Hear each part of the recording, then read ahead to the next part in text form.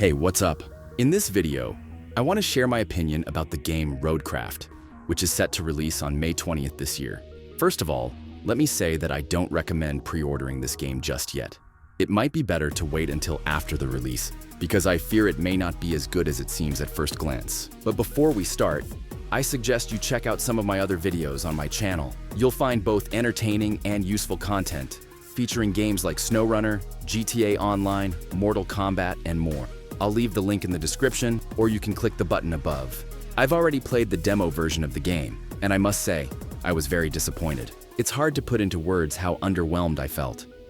The direction the developers have taken is promising, adding mechanics we deeply missed in SnowRunner. But the actual execution feels far from ideal.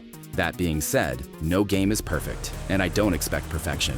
What I do expect, however, is at least the same quality as SnowRunner, where, despite the lack of such mechanics, the gameplay is enjoyable and polished. The developers insist that we shouldn't compare this game to SnowRunner, but honestly, I can't help it, and here's why. 1. Both games belong to the same genre, involving large trucks and various heavy machinery. 2. Both games share certain mechanics, even if some features appear in one but not the other. 3. Both are created by the same company, so I feel justified in drawing comparisons. I suspect the developers discourage these comparisons to avoid criticism of the flaws in RoadCraft. Speaking of which, let me list the major issues I've noticed in this game. Afterward, I'll mention the few positives it has over similar games in this genre. Major issues. 1. Lack of a gearbox mechanic. This omission makes the game feel overly simplistic. The primary audience for games like this is 25 years old and above, yet decisions like this make the game feel targeted at 12-year-olds. 2. No refueling mechanics. The absence of the ability to refuel vehicles detracts from the game's realism. I'm not sure why they decided to exclude this mechanic, but it diminishes the immersion significantly. 3. Lightweight vehicles and objects. Everything in the game, vehicles, rocks, and other movable objects, feels unrealistically light. When you drive a truck or push a boulder, you don't get any sense of weight. 4. Lack of progression and storyline. Unlike SnowRunner, where you earn vehicles through achievements, here, all vehicles are available for free from the start. This kills the motivation to progress and play the game.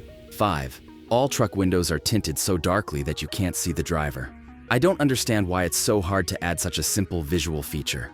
6. Unrealistic mud physics. While SnowRunner's vehicles could easily get bogged down in mud, here the mud exists, but the vehicles pass through it as though it's paved asphalt. 7. Lack of winches on all vehicles. Some vehicles don't have winches, even when you desperately need one. This forces you to bring other vehicles just to open a gate or tow a stuck truck. These major shortcomings ruin much of the desire to play the game. There are also smaller flaws, but I hope the developers will address or improve them by the game's release. To their credit, the developers have responded to some of these criticisms. They've stated that refueling mechanics won't be added to this game, but they promise to fix the issue with invisible drivers before release. They've also argued that RoadCraft is a different game from SnowRunner, and therefore, comparisons are unnecessary. Positives. There are a few aspects where this game shines. Interior details. The vehicle interiors are very well detailed, adding immersion. Unique mechanics.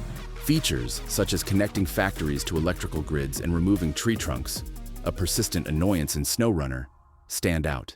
The ability to pave roads anywhere you want, after completing necessary groundwork, is another excellent addition. Conclusion. To wrap up, maybe I set my expectations too high for this game. I had hoped it would combine the best elements of SnowRunner with the innovative mechanics of RoadCraft, all packaged with high quality and thoughtful execution. I strongly advise against rushing to buy this game at release. Developers need to understand that we want to play good games, not games they simply want to sell. These were my thoughts and conclusions about RoadCraft. It's a game with potential, but with many aspects that need improvement.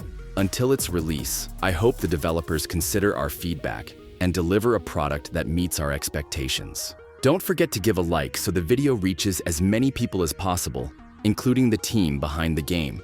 Share your opinions in the comments. I'm curious to know your thoughts, whether you agree with me or not. And of course, subscribe to the channel for more exciting content. Together, we can influence the future of this game. Thank you for watching until the end. And don't forget, we'll see you on the road.